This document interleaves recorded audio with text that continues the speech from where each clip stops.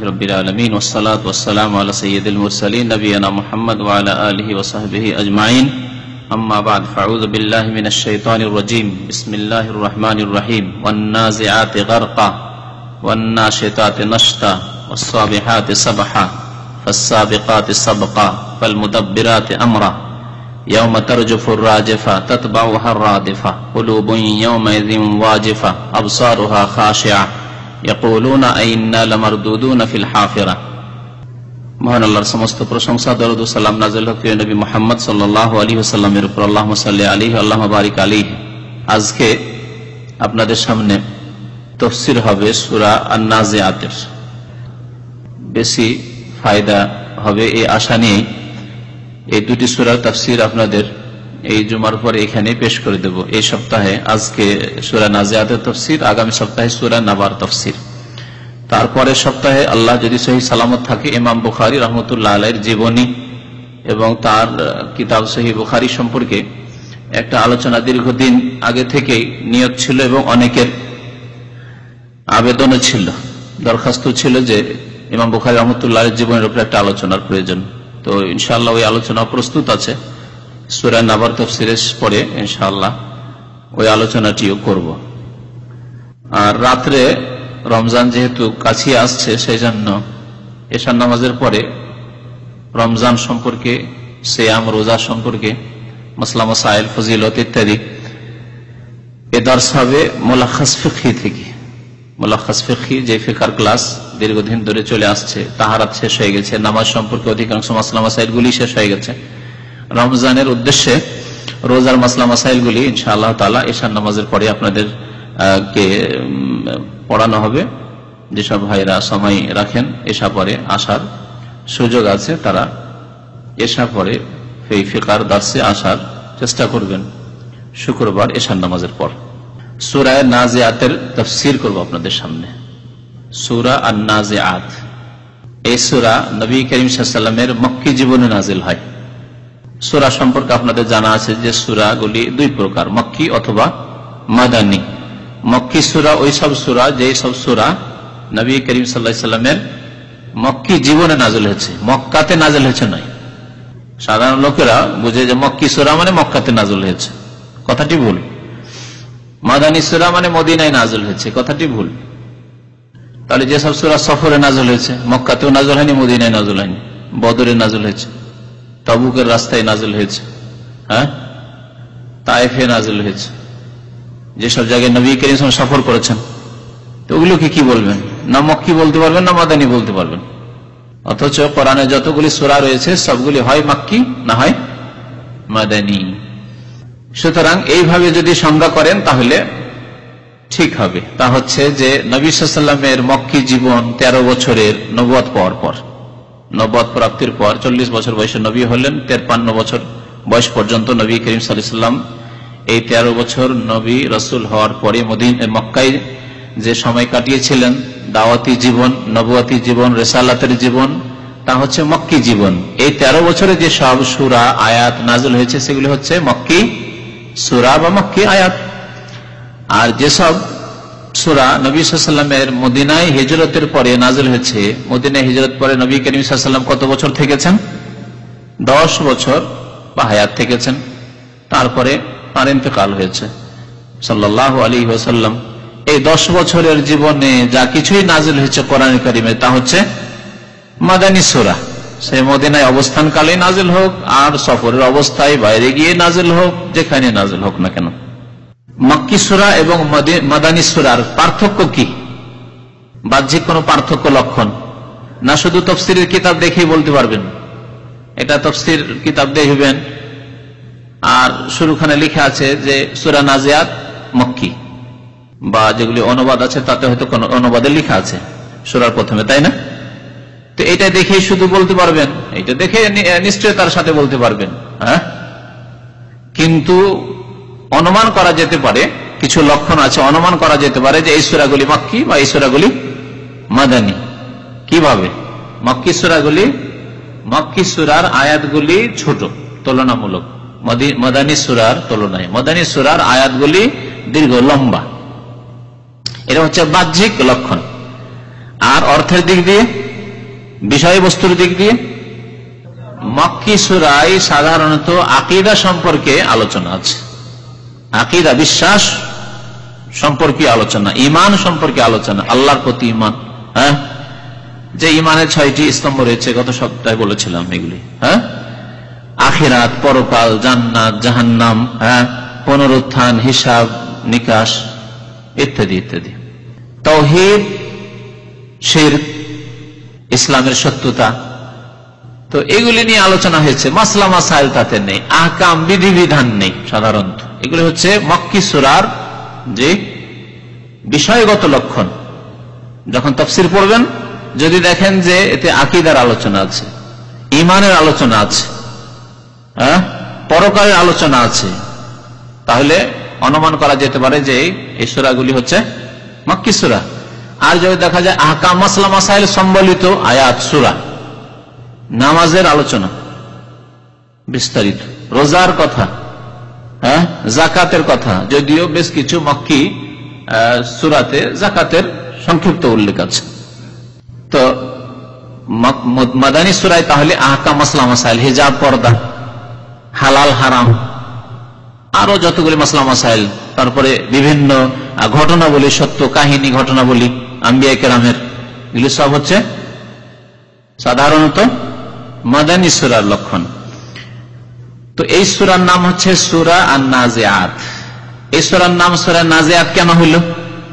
এই জন্য যে এই সূরার প্রথম আয়াতে আল্লাহ পাক আন-নাজিআত শব্দটি উল্লেখ করেছেন এবং তার কসম করেছেন। নাজিআত যাদের গুণ, তাদের কসম করেছেন, শপথ করেছেন। ওয়ান নাজিআতে গারকা, এই দিয়ে এই সূরা আরম্ভ হয়েছে। আল্লাহ পাক রব্বুল আলামিন এই সূরার প্রথমে 5টি গুণ উল্লেখ করেছেন।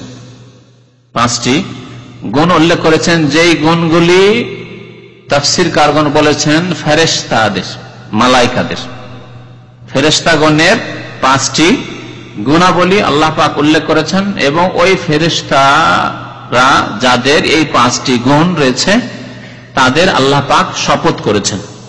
তাহলে 5টি শপথ রয়েছে, কসম রয়েছে, 5টি গুণ উল্লেখ করা হয়েছে ফেরেশতাগণের, এবং সেসব ফেরেশতাদের আল্লাহ পাক শপথ করেছেন।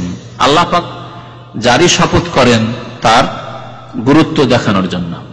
আল্লাহ পাক রব্বুল আলামিন তার সত্তা ছাড়া অন্য অন্য বস্তু, বিষয়ের, ব্যক্তির, সৃষ্টির শপথ করে থাকেন। মানুষকে আল্লাহ পাক রব্বুল আলামিন এই আদেশ করেছেন যে তারা একমাত্র আল্লাহর কসম করবে, আল্লাহর শপথ করবে। আল্লাহ ছাড়া অন্যের শপথ করা মানুষের জন্য জায়েজ নয়, শিরক। মান হালাফা বিগাইরিল্লাহি ফাকাদ আশরাকা। কারণ মানুষ, জিন আল্লাহর বান্দা, সুতরাং আল্লাহর বান্দা একমাত্র খালেক, স্রষ্টা, সৃষ্টিকর্তা আল্লাহ পাক রব্বুল আলামিনের কসম করবে, শপথ করবে। আল্লাহ ছাড়া কেউ যদি অন্যের শপথ করে তাহলে সে শিরক করবে। তাহলে বোঝা গেল বান্দার ক্ষেত্রে, মানুষের ক্ষেত্রে কসম করা, শপথ করা হচ্ছে ইবাদত। শপথ করা হচ্ছে ইবাদত। সেজন্য ইবাদত সমস্ত কার জন্য? আল্লাহ পাকের জন্য। এই জন্য আল্লাহ ছাড়া কারো শপথ করা, কসম করা জায়েজ নাই। আল্লাহ ছাড়া অন্যের যদি কেউ কসম করে তাহলে কি করলো? ইবাদতে শিরক করে দিল। যেমন দোয়া করা ইবাদত, তেমন কসম করা ইবাদত। সেজন্য আল্লাহ ছাড়া অন্যের কসম করা হচ্ছে শিরক। তো আল্লাহ পাক রব্বুল আলামিন বলছেন যে ওয়ান-নাজিআতে গারকা।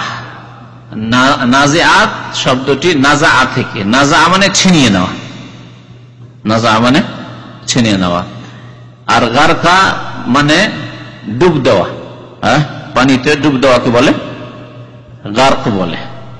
এই জন্য আল্লাহ পাক রব্বুল আলামিন বলছেন মিম্মা খাতিআতিহিম উগরিকু ফাউদখিলু নারা ফালাম ইয়াজিদু লাহুম মিন দুনিল্লাহি আনসারা। যেসব কাফেরদেরকে আল্লাহ হালাক করেছেন, ধ্বংস করেছেন ডুবিয়ে, আল্লাহ বলছেন তাদের গুনার কারণে, মিম্মা খাতিআতি উগরিকু, তাদেরকে ডুবিয়ে, পানিতে নিমজ্জিত করে ডুবিয়ে ধ্বংস করা হয়েছে। আল্লাহ পাক রব্বুল আলামিন আগরাকা আলা ফিরআউন, ফিরআউনের বংশধরকে আল্লাহ পাক কি করেছেন? ডুবিয়ে ধ্বংস করেছেন। ওয়ান-নাজিআতে গারকা, তাহলে শাব্দিক অর্থই বলা হলো। নাজা মানে ছিনিয়ে নেওয়া, আর গারক মানে ডুব দেওয়া। এর আসল অর্থ কি? তাহলে তাফসীরকারগণ বলেছেন যে এখানে নাজিআত যে রয়েছে এটি হচ্ছে গুণ, সিফাত, আর ওর মৌসুফ এখানে উজ্জ আছে, তা হচ্ছে ওয়াল মালাইকাত। আর নাজিআত গারকা, ওয়াও হচ্ছে শপথের জন্য।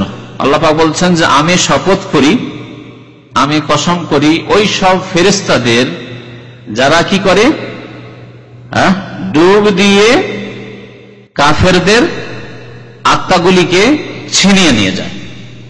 তাহলে গারকের অর্থ হয়ে গেল, আর নাজিআতের অর্থ হইল, আর যা উজ্জ আছে তারও অর্থ হইল, আর বুঝতেও সুবিধা হইল, তাই না?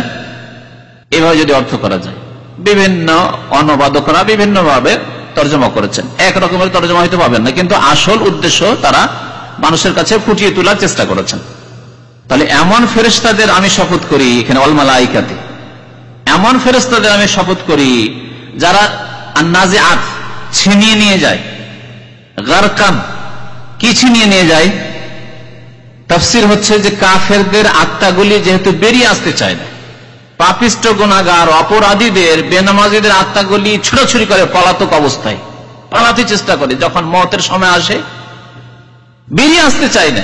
নবী করিম সাল্লাল্লাহু আলাইহি ওয়াসাল্লামের যে বিস্তারিত হাদিস রয়েছে মওত সম্পর্কে আর কবর আযাব সম্পর্কে, আমি কবর আযাবের সম্পর্কে মঙ্গলবারে বেশ কিছুদিন আগে এই বছরই আলোচনা করেছি, তাতে ওই বিস্তারিত হাদিসটি পেশ করেছি। মুমিনের আত্মা কত সহজ ভাবে বেরিয়ে আসে, যেমন কলস থেকে পানি ঢালছেন আপনি, আরামে পানিটা বেরিয়ে যাচ্ছে। মশক থেকে পানি ঢালছেন, মশকটাকে একটু কাত করলে পানি, বা গ্যালেন থেকে পানি ঢালছেন, একটু কাত করলে পানি বয়ে চলে আসছে।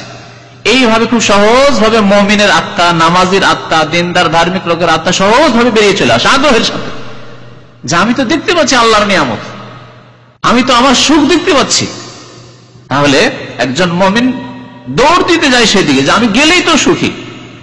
আল্লামা ইবনে উসাইমিন রাহমাতুল্লাহ আলাইহি কাফেরের আত্মার এবং মুমিনের আত্মার মাঝে পার্থক্য মৃত্যুর সময় এইভাবে তুলে ধরেছেন একটি উদাহরণ দিয়ে, খুব সুন্দর ভাবে বোঝা যাবে ব্যাপারটি।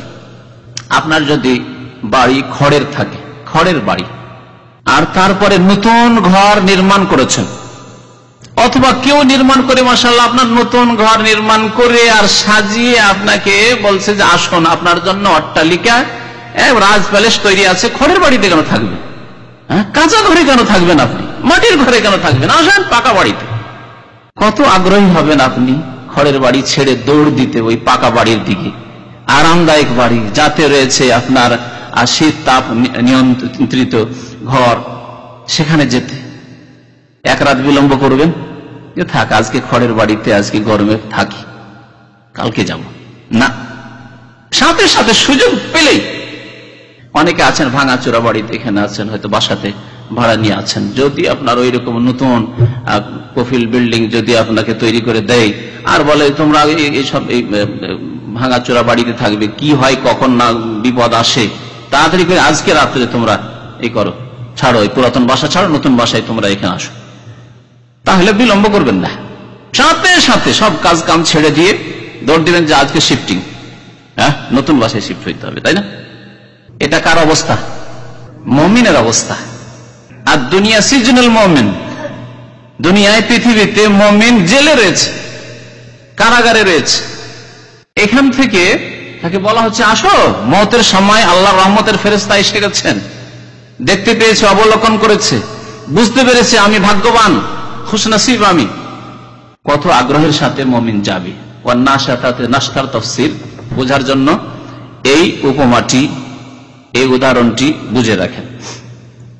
আর যদি এর ব্যতিক্রম হয়, এর উল্টোটি হয়, ভালো ঘর থেকে খুব আরামে ছিলেন,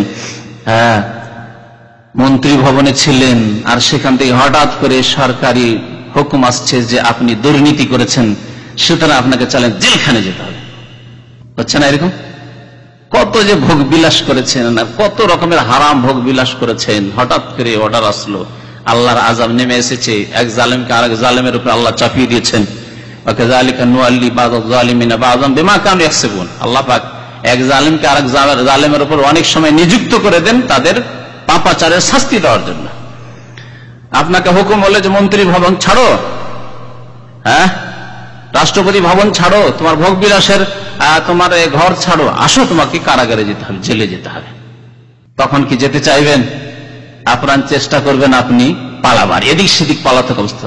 খবর যদি পান যে আসছে আমাকে ধরার জন্য, তাহলে আত্মগোপনের চেষ্টা করবেন। ওই রকমই কাফের রূহ, কাফের আত্মা আত্মগোপনের চেষ্টা করবে, লুকাবার চেষ্টা, পালাবার চেষ্টা করবে। তখন ফেরেশতারা কি করবেন? ওয়ান্নাজিআতি গারকা, রূহ কোথায় গিয়ে লুকিয়ে গেছে, দেহের কোনখানে গিয়ে আত্মা লুকিয়ে গেছে, বেরিয়ে আসতে চাই না, গারকান, ডুব দিবেন ফেরেশতাগণ। আর নাজিআতে ছিনিয়ে দেবেন শক্তভাবে, কঠোর ভাবে, নির্মম ভাবে, কোন মায়া নেই, দয়া নেই কাফেরের উপর, বেনামাজির উপর, পাপিষ্ঠ গুনাহগারের উপর। ওয়ান্নাজিআতি গারকা, আল্লাহ পাক বলছেন আমি শপথ করি ওই সব ফেরেশতাদের যারা কি করবেন? নির্মম ভাবে কাফেরদের, পাপিষ্ঠ গুনাহগারদের আত্মাগুলিকে ছিনিয়ে নেবেন। ওয়ান্নাশিতাতে নাশতা, নাশাতা মানে হয় সহজ গিরা যেগুলি থাকে, আমরা ফসকা গিরা বলি, জানি না আপনার আঞ্চলিক ভাষা কি বলেন, ফসকা গিরা বলেন না? আর একটাকে মরা গিরা বলি আমরা আঞ্চলিক ভাষা, কি বলেন? ওটাকে মরা গিরা বলেন। হ্যাঁ, ঠিক আছে কথা না? বুঝতে খুব সহজ, খুব সহজ ভাষায় যাতে বুঝতে পারে। মরা গিরা যদি লেগে থাকে খুলতে কত মুশকিল, কিন্তু ফসকা গিরা যদি থাকে তাহলে একটু টান দিলেন। এই যে পায়জামাতে থাকছে, যাদের পায়জামাতে আপনার আজকাল তো আপনার ব্যবহার করা শুরু করেছেন, আপনার ইলাস্টিক ব্যবহার করা শুরু করেছেন, কিন্তু যখন আমাদের পায়জামাতে ছিল বা যাদের আছে ওই ফিতা লাগানো আছে, হ্যাঁ, টান দিলে ফসকা গিরা একটু টান দিলে খুলে গেল, একে বলা হয় নাশাতা। কান্নামা নশেতা মিন ইকালিন হাদিসে আছে, নবী করিম সাল্লাল্লাহু আলাইহি ওয়াসাল্লামের উপর ইহুদি জাদু করেছিল। নবী করিম সাল্লাল্লাহু আলাইহি ওয়াসাল্লামের চিকিৎসার জন্য যখন সূরা ফালাক নাস আল্লাহ পাক নাযিল করলেন এবং তা দিয়ে যখন চিকিৎসা করা হইল, তো যেন কি হলো? নশেতা মিন ইকালিন, ফাসকা গিরার মধ্যে ফাস করে ফেসে গেল, জাদু দূর হয়ে গেল সাথে সাথে, হাদিসে রয়েছে। তো নাশাতা মানে হচ্ছে ফসকা গিরা, সহজ গিরা খোলা।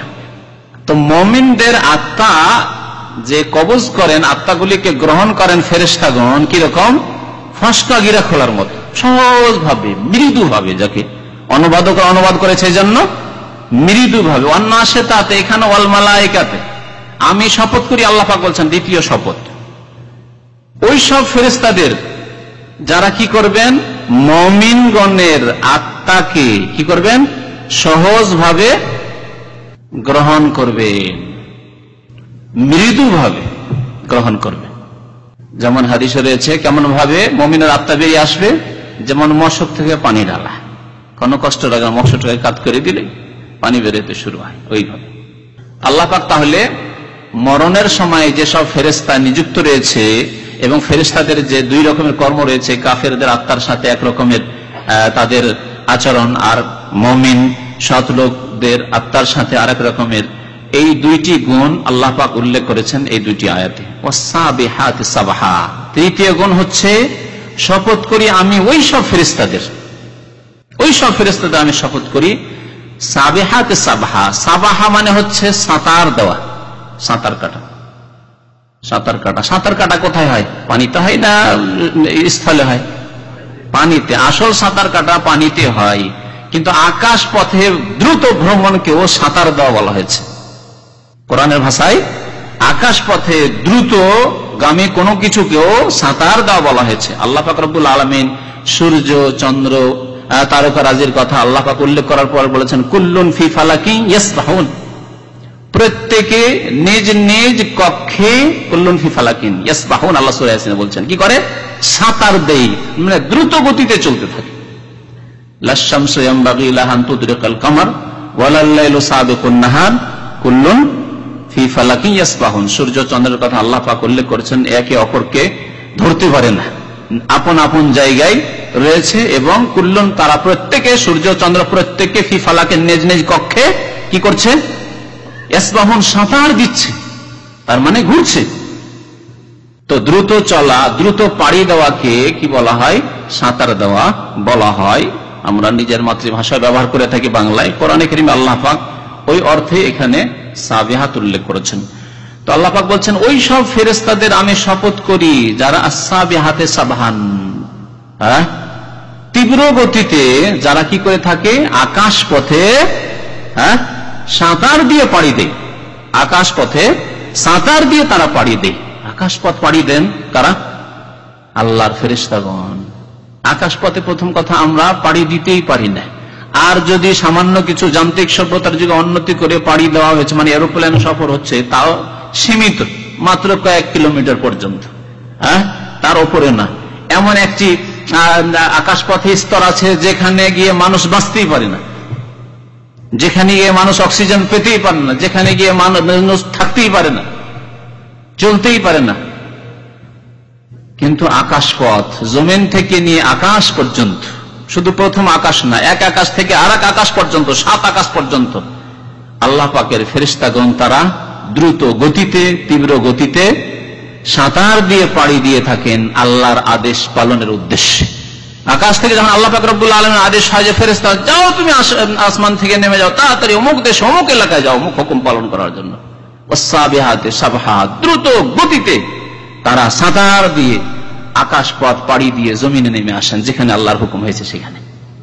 বৃষ্টি বর্ষণের জন্য হোক, আর ঝড় তুফানের জন্য হোক, আর সুনামির জন্য হোক, আর কারো হেফাজতের জন্য হোক, আর কোন সংবাদ পৌঁছানোর জন্য হোক, আম্বিয়া এবং রাসূলগণের জামানার কথা যদি বলা হয়, তো তীব্র গতিতে পাড়ি দিতে পারেন একমাত্র ফেরেশতাগণ। এত তীব্র গতিতে পৃথিবীর কোন সৃষ্টি পাড়ি দিতে পারে না, কোন যান্ত্রিক সভ্যতা এরকম কোন কিছু আবিষ্কার করতে পারেনি যে এত তীব্র গতিতে পাড়ি দিতে পারে। তাই কোরআনে কারিমে আল্লাহ পাক রব্বুল আলামিন সুলাইমান আলাইহিস সালামের যে ঘটনা উল্লেখ করেছেন সেখানে বলেছেন, সুলাইমান আলাইহিস সালাম যখন বিলকিস যে রানী ছিল তার খবর পেলেন কার মাধ্যমে?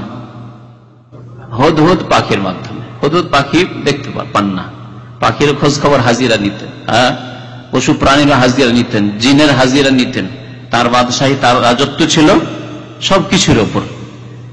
একদিন বলছেন মালি আল্লাহ আর আল হুদহুদ আম কানা মিনাল গায়েবিন। কি ব্যাপার? সুলাইমান আলাইহিস সালাম রাজ দরবারে বিরাজমান রয়েছেন, জনসাধারণ রয়েছে, সহযোগীরা রয়েছে, আর তাদেরকে জিজ্ঞাসা করছেন, জিনেরা রয়েছে, সবকে জিজ্ঞাসা, মালি আল্লাহ আর আল হুদহুদা, পশু পাখি কি ব্যাপার, হুদহুদকে দেখি না আজকে কেন? মালি আল্লাহ আর আল হুদহুদা, কি ব্যাপার, হুদহুদ পাখিকে কেন আজকে দেখি না? আম কানা মিনাল গায়েবিন, সে কি আজকে অনুপস্থিত, দরবারে হাজির হয়নি? সে তার হাজিরা কোথায়? লাওয়াযবান্নাহু আযাবান শাদীদা আও লাআযবাহান্নাহু আও লায়াতিয়ান্নি বিসুলতানিম মুবিন। আল্লাহ পাক বলছেন, ঘটনা নকল করছেন কার কথা? সুলাইমান আলাইহিস সালামের কথা। লাওয়াযবান্নাহু আযাবান শাদীদা, কঠোর শাস্তি দেবে হুদহুদকে। কেন গায়ের হাজির? আও লাআযবাহান্নাহু, অথবা জবাই করব তাকে। আও লায়াতিয়ান্নি বিসুলতানিম মুবিন, আর না হলে সে উপযুক্ত তার ওজর নিয়ে আসবে, যে কি ওজর, কি অজুহাতে, কি অসুবিধায় সে হাজির হয়নি আজকে দরবারে। ফামাকাসা গায়রা বাইদ, আল্লাহ বলছেন সূরা নামলের ঘটনা, সামান্য কিছুক্ষণ হয়েছে, তারপরে হুদহুদ এসে হাজির। আর হুদহুদ এসে বলছে, আহাত্ত বিমা লাম তুহিত বিহি, হে বাদশাহ, হে নবীউল্লাহ, আল্লাহর নবী সুলাইমান আলাইহিস সালাম, আহাত্ত বিমা লাম তুহিত বিহি, আপনার কাছে এমন আমি সংবাদ নিয়ে এসেছি যে আপনি জানেন না। সুবহানাল্লাহ। মানুষকে আল্লাহ পাক রব্বুল আলামিন ওমা উতীতু মিনাল ইলমি ইল্লা কালিলা, এত বড় বাদশাহ যার রাজত্ব শুধু মানুষের উপর না, জিন, শুধু জিনের উপর নয়, মানুষ, জিন, পশু পাখি সবার উপর, তাকে একটি ছোট্ট ক্ষুদ্র পাখি এসে বলছে, আহাত্ত বিমা লাম তুহিত বিহি, আপনার কাছে এমন সংবাদ নিয়ে এসেছি যে আপনার খবর নেই।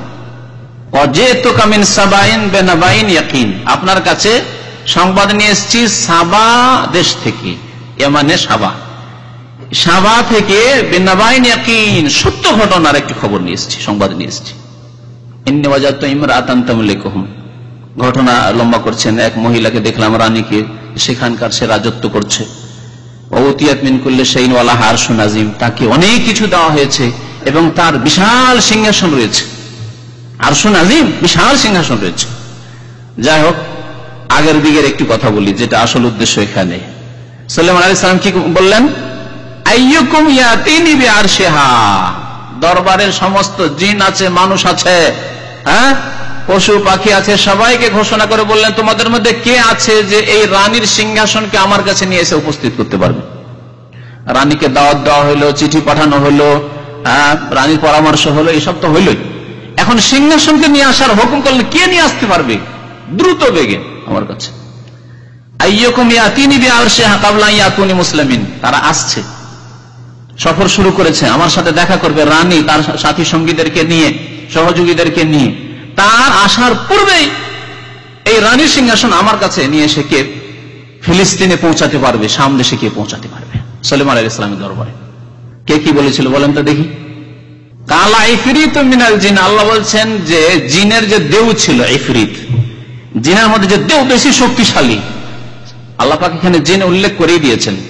কালা ইফরিত মিনাল জিন আনা আতিকা বিহি ক্বাবলা আন তাকুমা মিন মাকামিক, আপনার কাছে আমি নিয়ে এসে উপস্থিত করতে পারবো। আপনি যে দরবারে সকালবেলা বসেছেন দুপুরে উঠবেন খাওয়ার জন্য, বা আরাম বিশ্রামের জন্য, তার আগে আগে মানে দুপুর হওয়ার আগে আমি সকাল থেকে দুপুরের মধ্যে নিয়ে এসে দিতে পারবো। কত দূর, কোথায়? ইয়ামান দক্ষিণ দিকে, তাই না? আর শাম হচ্ছে উত্তর দিকে, তার মাঝখানে বিশাল সৌদি আরব, মক্কা, মদিনা, তাবুক, এসব জর্ডন, এসব পার করে ইয়ামান থেকে ফিলিস্তিন পর্যন্ত মোটামুটি কত হাজার কিলোমিটার হতে পারে? শিক্ষিত ভাই বলেন তো দেখি। কমপক্ষে 3000 কিলোমিটার। 3000 কিলোমিটার রাস্তা, জিন কত শক্তিশালী। এখান থেকে বোঝা যায় যে মানুষ চাইতে দৈহিক দিক থেকে জিন বেশি শক্তিশালী। বিচক্ষণতায়, বিদ্যা বুদ্ধিতে মানুষ বেড়ে যেতে পারে, টেকনোলজিতে আজকাল মানুষ বেড়ে যেতে পারে জিন থেকে। আল্লাহ আলাম, জিনদের কি টেকনোলজি আল্লাহ জানে, তাদের খবর আমরা রাখি না। কিন্তু মানুষের টেকনোলজি দেখছে, সেই জন্য এই ক্ষেত্রে বললাম যে হতে পারে। কিন্তু দৈহিক দিক থেকে কোরআন এবং হাদিস প্রমাণ করে যে মানুষ চাইতে জিন বেশি শক্তিশালী।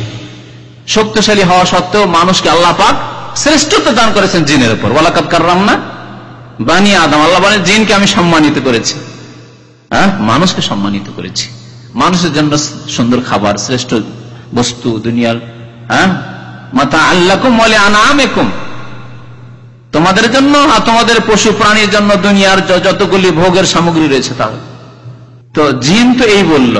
তারপরে কালাল্লাযী ইনদাহু ইলমুম মিনাল কিতাব, এই কথাটি এখানে বলার উদ্দেশ্যে এতদূর চলে গেলাম।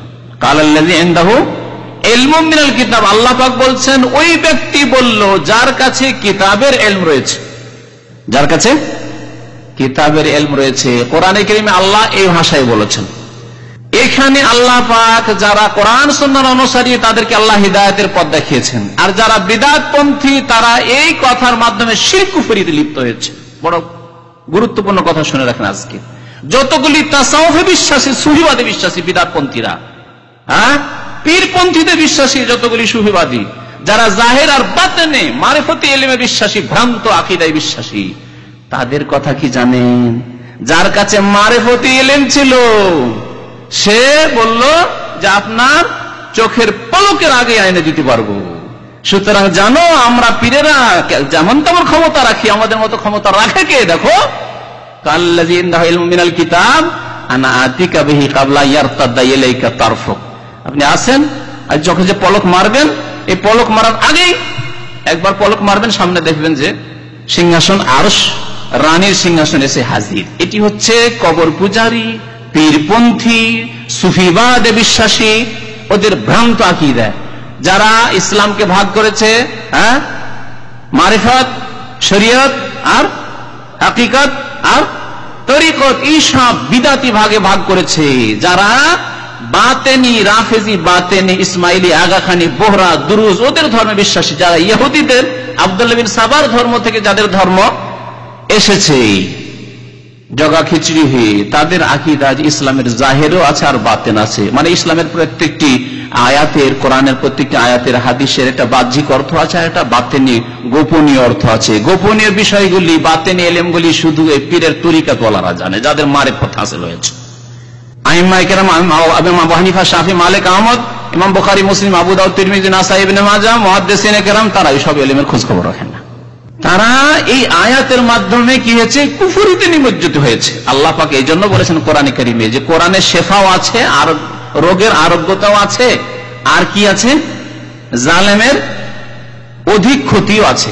ওয়ানুনাজ্জিলু মিনাল কোরআনি মা হুয়া শিফা, আল্লাহ বলেছেন আমি কোরআন নাযিল করেছি, তাতে কি রয়েছে? শিফা রয়েছে, রোগের চিকিৎসা আছে, মুমিনের চিকিৎসা আছে। মুমিনের আমল সুন্দর হয় যার ঈমান সুন্দর, যার ঈমান নবী করিম সাল্লাল্লাহু আলাইহি সাল্লামের সুন্নাত মোতাবেক, কোরআন এবং হাদিসের আলোকে যার ঈমান এবং আমল। ওয়ানুনাজ্জিলু মিনাল কোরআনি মা হুয়া শিফাউন ওয়া রাহমাতুন লিল মুমিনিন, কোরআন হচ্ছে রহমত কার জন্য? মুমিনদের জন্য। ওয়ালা ইয়াজিদুল যালিমিনা ইল্লা খাসারা, তবে জালেমদের ক্ষতি বৃদ্ধি পায়, শুধু ক্ষতি হয় না। আল্লাহ বলছেন বৃদ্ধি পায়, শুধু বৃদ্ধি পায় জালেমদের, যারা নবী সাল্লাল্লাহু আলাইহি ওয়াসাল্লামের রাস্তা ছেড়ে দিয়ে বিদআতের রাস্তা নিয়েছে, যাদের আদর্শ হচ্ছে রুমি, তাবরেজি আর চিশতি আর এই সেই, যারা নবী করিম সাল্লাল্লাহু আলাইহি ওয়াসাল্লামের তরিকা ছেড়ে দিয়ে যারা কাদেরি তরিকা আবিষ্কার করেছে, যারা চিশতি তরিকা আবিষ্কার করেছে, যারা সাহারওয়ার্দী তরিকা আবিষ্কার করেছে, যারা নকশবন্দি তরিকা আবিষ্কার করেছে, এই সব তরিকত যারা আবিষ্কার করেছে, ওয়ালা ইয়াজিদুল জালিমিনা ইল্লা খাসারা, তাদের আর ক্ষতি হয়েছে। তার আল্লাযী ইনদাহু ইলমুল কিতাবের ভুল ব্যাখ্যা করে কুফরিতে নিমজ্জিত হয়েছে, যে আমাদের কাছে এমন বাতিন ইলম আছে, দেখো আমাদের মুরিদ হলে তোমরা এরকম উন্নতি করতে পারবে, চোখের পলকে তোমরা মক্কা মদিনা চলে যাবে, ভারতে বাড়ি, বাংলাদেশে বাড়ি, আর আসর জোহর মাগরিব পড়ে আসবে মক্কা মদিনা থেকে। তাদের কিতাবে সব বহু কিচ্ছা কাহিনী আছে না, চোখ বন্ধ করতে করতে মক্কা এসে হাজির, আবার মক্কা এসে মাগরিব পড়লো, এসা এসে মদিনায় পড়ছে। অথচ নবী করিম সাল্লাল্লাহু আলাইহি ওয়াসাল্লাম এই সফরে 8 দিন শুধু যেতে, 8 দিন আসতে, 16 দিনের রাস্তা। সুবহানাল্লাহ, নবীর চাইতে আম্বিয়া এবং রাসূল চাইতে বেড়ে গেল। আম্বিয়া রাসূল চাইতে বেড়ে যায় যে বেলায়েতের মাধ্যমে এই আকীদা আব্দুল্লাহ বিন সাবা ইহুদি এর রাস্তা দিয়ে এসেছে। কথা বুঝতে পারছেন? এই ভ্রান্ত আকীদা। সহিহ তাফসীর তাহলে কি? কাল আল্লাযী ইনদাহু ইলমুম মিনাল কিতাব, কিতাব মানে কোরআনুল কারীম, কিতাব মানে কোরআনুল কারীম। কোরআনুল কারীমের জ্ঞান আল্লাহর পরে কার কাছে আছে? যিনি নবী করিম সাল্লাল্লাহু আলাইহি ওয়াসাল্লামের কাছে কোরআনুল কারীম নিয়ে এসেছেন, তিনি কে? জিবরাইল আলাইহিস সালাম। শুনে রাখুন ভালো করে।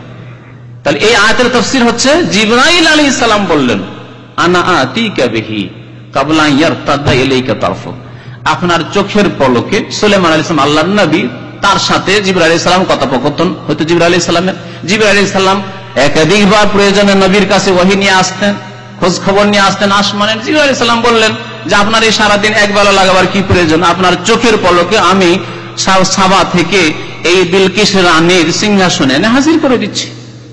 সহিহ তাফসীর শুনে রাখেন।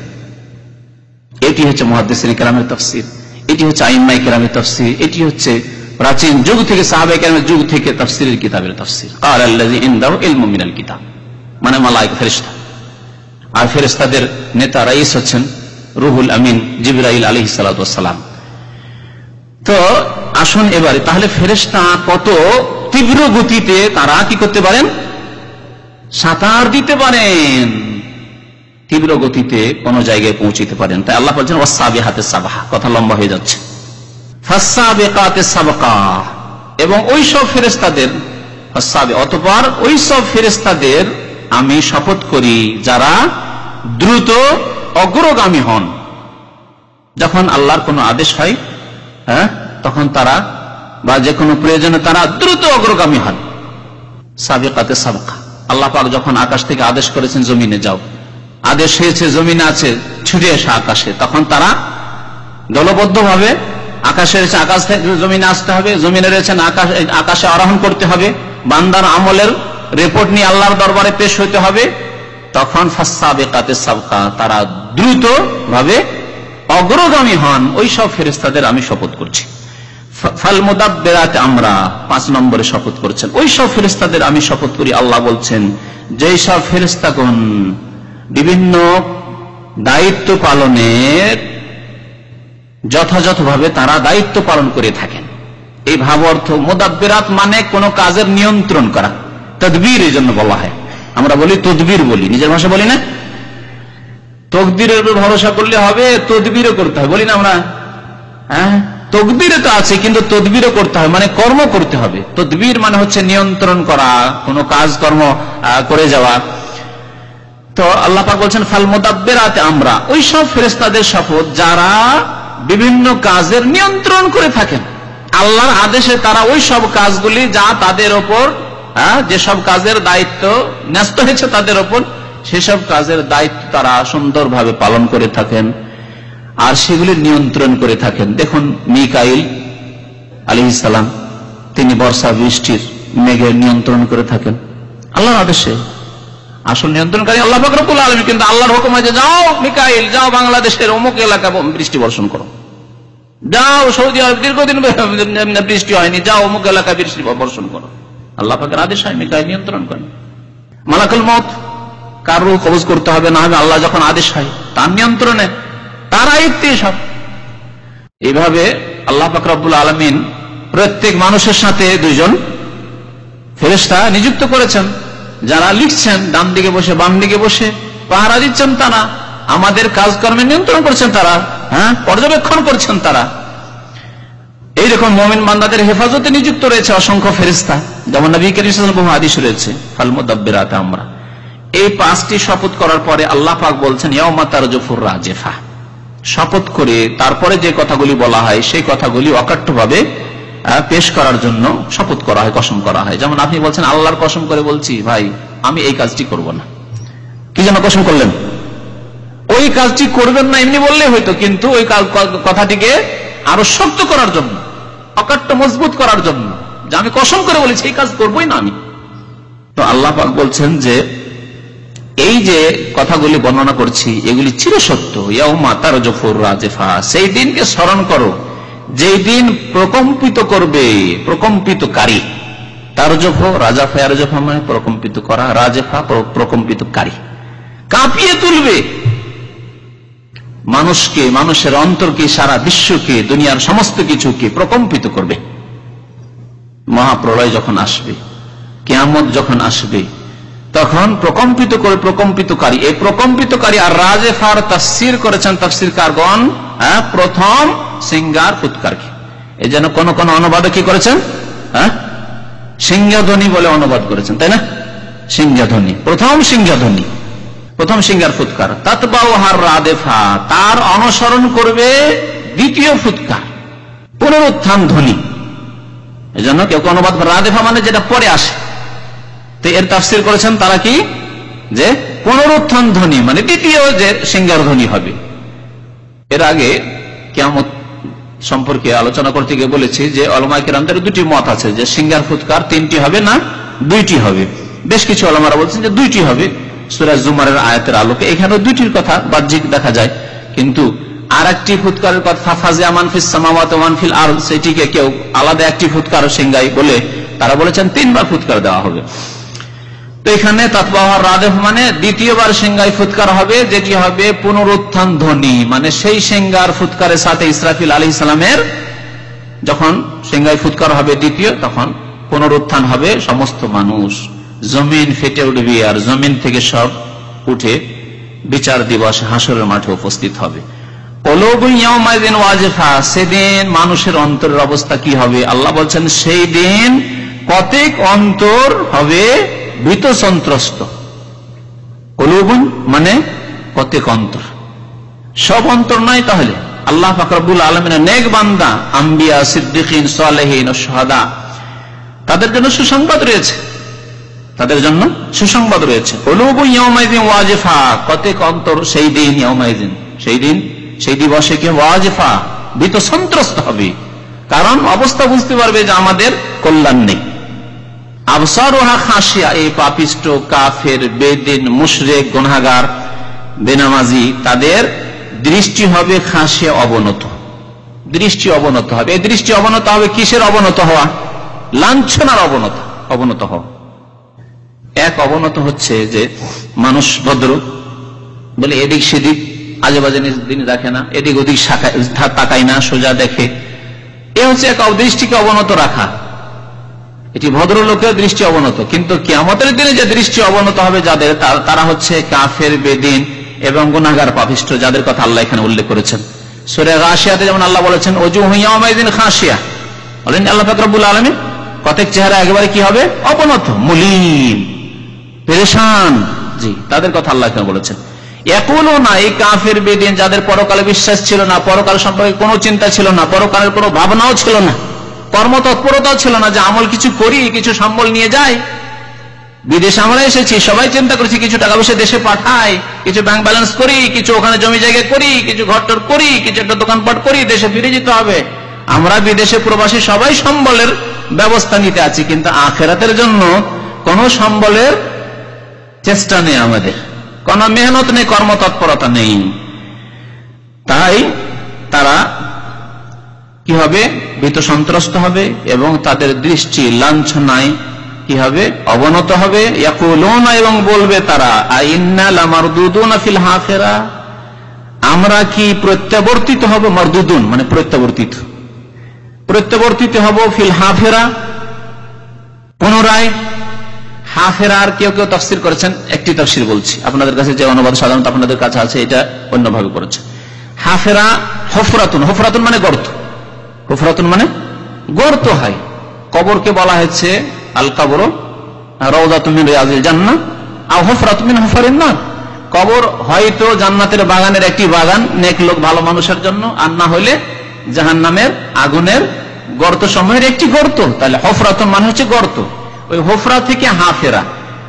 তো এই অর্থে দিয়ে যে তাফসীর করি তাহলে হবে ইয়াকুলুনা, তারা বলবে যে আইন্না লামারদুদুনা ফিল হাফেরা, আমাদেরকে কি প্রত্যাবর্তিত করা হবে ফিল হাফেরা মানে কবরে, মানে আমাদেরকে কবরস্থ করা হবে। তারপরে কবরস্থ হওয়ার পরে আইযা কুন্না ইযামান নাখিরা, তারপরে যখন আমরা গলিত অস্থিতে, গলিত হাড় হাড্ডিতে পরিণত হয়ে যাব। কবরে যাওয়ার পরই তো গলিত অস্থিতে হাড্ডিতে পরিণত হবে, গলে যাবে, সরে যাবে হাড্ডিগুলি। তারপরে আবার কি আমাদেরকে ফেরানো হবে? যদি তারপরে আবার ফেরানোই হয়, তারপরে যদি আমাদেরকে উঠানোই হয়, আমাদের হিসাব নিকাশ হয়, আল্লাহর কাছে হাজিরা দিতে হয়, তো কালু তিলকা ইযান কাররাতুন খাসিরা, তাহলে এটি তো আমাদের প্রত্যাবর্তন কি চরম ক্ষতি সাধনকারী, আমাদের সর্বনাশ। এই আমাদের ধারণাই ছিল না আমাদের ফিরে যেতে। আমরা জানি যে আমরা গলে গেলাম, সরে গেলাম, শেষ হয়ে গেলাম, মাটিতে মিশে গেলাম। তারপরে যদি আবার ফিরে যেত, আমরা কিছুই করে আসিনি, কিছু সম্বল নিয়ে আসিনি, না ঈমান আছে, না নামাজ আছে, না আমল আছে, না সৎ কাজ আছে, না গুনাহ থেকে বেঁচে থাকা আছে, আমাদের কিছুই নেই। তাহলে তো কি হবে? কাররাতুন খাসিরা। এই প্রত্যাবর্তন যদি আবার পুনরায় ফিরে আসতে হয় আল্লাহর দরবারে, হাসরের মাঠে, বিচার দিবসে হিসাব নিকাশের জন্য, তাহলে চরম খাসারা হয়ে যাবে। হ্যাঁ, তিলকা ইযান, তাহলে এই ফিরে আসা কি হয়ে যাবে? সর্বনাশ হবে। কাররাতুন খাসিরা, সর্বনাশ। আর কেউ কেউ এই কবরের অর্থটিকে এখানে করেনি, বলেছে ইয়াকুলুনা, তারা বলতো আইন্না লামারদুদুনা ফিল হাফেরা, আমাদেরকে কি প্রত্যাবর্তিত করা হবে ফিল হাফেরা, পৃথিবীতে। আইযা কুন্না ইযামান নাখিরা, যখন আমরা গলিত অস্থিতে, অস্থি মানে হাড্ডি, গলিত হাড্ডিতে যখন আমরা পরিণত হয়ে যাব, কালু, তখন তারা বলেছিল তিলকা ইযান কাররাতুন খাসিরা, তাহলে তো ইহা ইযান, তাহলে তো ইহা মানে এই ফিরে আসা, কাররাতুন খাসিরা, সর্বনাশের ফিরে আসা হবে, বড় সর্বনাশ হবে আমাদের। মাত্র একটি ধমক, জাজরাতুন মানে হচ্ছে ধমক, আল্লাহ পাকের একটি ধমক, মানে একটি আদেশ হবে, একটি আদেশ হবে, একটি সিংহায় ফুৎকার হবে। ফাইন্নামা ইহা জাজরাতুন ওয়াহিদা, আল্লাহ পাকের একটি আদেশ হবে, হুকুম হবে, কুন ফায়াকুন, তোমরা উঠে এসো। ফাইদাহুম বিসাহিরা, তখনই তারা পৃথিবীতে বিরাজমান হবে। সাহেরা মানে হচ্ছে পৃথিবী, জমিনের উপরে, মাটির তলায় ছিল, আল্লাহর একটি আদেশে জমিনের উপরে এসে উপস্থিত। ইয়াউমা ইয়াকুমুন নাসু লিরাব্বিল আলামিন, যেদিন মানব সকল রব্বুল আলামিনের সামনে দণ্ডায়মান হবে, সবাই উঠে আসবে মাটির তলা থেকে, আর উঠে দুনিয়ায় হাজির হয়ে যাবে হিসাবের জন্য। যে দুনিয়া জমিন আল্লাহ কায়েম করবেন, তাফসীর কারগণ বলেছেন এমন এক জমিন হবে যেই জমিনের উপরে কোনো পাপ হয়নি, তার মানে নতুন জমিন, যার কথা আল্লাহ কোরআনে কারিমে এই আয়াতে উল্লেখ করেছে, ইয়াউমা তুবাদদালুল আরদু গায়রাল আরদি, যেই দিন পৃথিবীকে এই জমিন ছাড়া আরেক জমিনে রূপান্তরিত করা হবে। তাহলে এই পৃথিবীকে ধ্বংস করে দেওয়া হবে। ইযা জুলজিলাতুল আরদু জিলজালাহা, ভূমিকম্প হয়ে এই জমিন ধ্বংস হয়ে গেছে। গায়রাল আরদ, এই জমিন ছাড়া আরেক জমিন আল্লাহ পাক তৈরি করবেন, যেই জমিনের কথাই তাফসীর কারগণ বলেছেন যেই জমিনের উপরে কেউ জিনা করেনি, কেউ শিরক করেনি, কেউ কুফরি করেনি, কেউ পাপ করেনি, কেউ হারাম কাজ করেনি, কেউ নামাজ ছাড়েনি, একেবারে। আর সেই জমিনে কোনো উঁচু নিচু নেই, পাহাড় পর্বত নেই, বন জঙ্গল নেই, সবাই সবাইকে দেখতে পারবে, কেউ কারো থেকে লুকিয়ে থাকতে পারবে না, যে যাক আমি যাতে করে আপনজনদের সামনে লাঞ্ছিত অপদস্থ না, আমার হিসাব নিকাশ হবে আর আমার আযাব সাজা হবে, কেউ যেন আমাকে দেখতে না পায়, এমন হবে না, সবাই দেখবে। যারাও অপরাধী তারাও লজ্জা পায়, যদি পরিচিত মানুষ দেখে নেই, অন্যায় কাজ করেছে, আর দাম্মামের কোন এলাকা, এমন এক এলাকাতে সাজা দেওয়া হচ্ছে, বেত্রাঘাত করা হচ্ছে, হয় না এখানে বেত্রাঘাত, অনেক এর কারণে বেত্রাঘাত করা হচ্ছে। যদি জানাশোনা লোকদের সামনে যদি বেত্রাঘাত করা হয় তো কত লাঞ্ছনা, মার তো খেলোই, কিন্তু তার চেয়ে বড় লাঞ্ছনা হচ্ছে মুখ দেখাবার জায়গা নেই, সবাই দেখলো আমাকে, যারা চেনে, যে অমুককে দেওয়া হয়েছে মার, অমুককে শাস্তি দেওয়া হয়েছে। কিয়ামতের দিনে সবাই দেখবে, যা পাপ করে যাবেন সবাই দেখবে, কারো থেকে লুকিয়ে রাখতে পারবে না নিজের পাপকে। অনেকেই বাহ্যিক তো খুব ভালো মানুষ, কিন্তু কত পাপ যে করে রেখেছেন। আর যদি বিনা তওবা অবস্থায় মরে যান, তাহলে আল্লাহ পাকের কাছে গিয়ে যখন সাজা শাস্তি হবে, জেনার শাস্তি হবে, খুনের শাস্তি হবে। কোন করে রেখেছেন ধরা পড়েননি, জেনা করে রেখেছেন ধরা পড়েননি, শিরক করেছেন, কুফরি করেছেন, কেউ আপনার হিসাব নিকাশ নেওয়ার হয়নি। এমন দেশে শিরক করেছেন যেখানে শিরক করলে মানুষ অপরাধী মনে করেন না, মেয়ের বিবাহ দিয়ে দেয়, বোনের বিবাহ দিয়ে দেয় মুশরিক কবর পূজারীর সাথে। হ্যাঁ, বেনামাজি হইলে কোনো শাস্তি নেই তার জন্য, বেনামাজির সাথে মেয়ে দেয়, বোন দেয়, হ্যাঁ, তার জন্য কোন কোন রকমের না উপদেশ, না কোন রকমের শাস্তি, না কোন রকমের সতর্কবাণী, কিছুই নেই, কোন অপরাধী নয় জানা। সেই দিন অপদস্থ হবে, লাঞ্ছিত হবে এবং সেই শাস্তি সাজা সবাই দেখতে পাবে। তারপরে আল্লাহ পাক রব্বুল আলামিন বলছেন একটি কাহিনীর কথা, খুব সংক্ষেপে। কাহিনী, সত্য কাহিনী আল্লাহ পাক মক্কি সূরাগুলিতে উল্লেখ করলে বড় সংক্ষেপে উল্লেখ করেছেন, আর মাদানী সূরাগুলিতে বিস্তারিত উল্লেখ করেছেন। এখানে মূসা আলাইহিস সালামের সত্য কাহিনী আল্লাহ সংক্ষেপে উল্লেখ করেছেন। ফেরাউন তার সাথে কি করেছিল এবং ফেরাউনকে আল্লাহ পাক রব্বুল কিভাবে পাকড়াও করলেন, শাস্তি দিলেন, সেই কথাগুলি সংক্ষেপে উল্লেখ করেছেন আল্লাহ পাক রব্বুল আলামিন। বলছেন হাল আতাকা হাদিস মূসা।